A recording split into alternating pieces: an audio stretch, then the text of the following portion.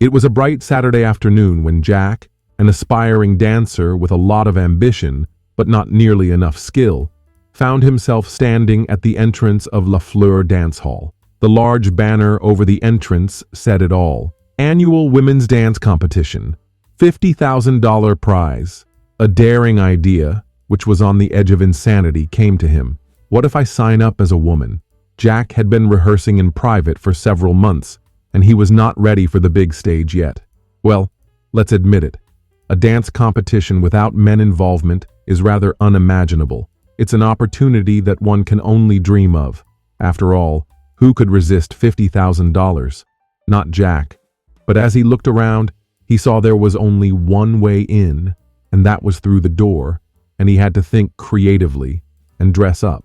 He dashed behind a nearby alleyway and pulled out the duffel bag filled with his secret weapon, a long blonde wig, an extravagant red dress, and, most importantly, the heels. As he glanced at himself in the mirror, Jack took a deep breath, said a quick prayer to the dance gods, and got to work. The wig slid on perfectly. The dress fit a little too snugly around the chest, but he adjusted. Makeup, check. He looked at himself, turning to get the full effect.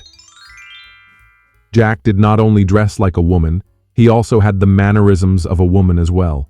He was different. His shoulders were squared, and for a second he could not remember that he was a man. The power of disguise was at work, and something in him came alive. He smiled and slowly rose his back up, feeling the assurance filling him up. His new name? Jade. Yes, Jade. He was ready.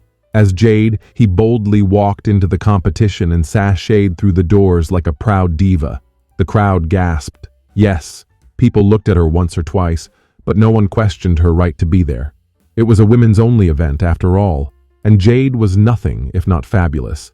He even gave a cheeky wink to the judge at the registration desk, who didn't seem too convinced by the woman standing before her, but let it slide. The music began to play and Jade stepped out on the stage. She was charming, sure of herself, until the music was switched. It was a fast-paced hip-hop beat, the kind that Jack had never attempted before. Frustration arose, but Jade, who does not know how to run away from a challenge, started to dance vigorously. Her body shook and trembled. The movements of her pin-like limbs became more convulsive and desperate.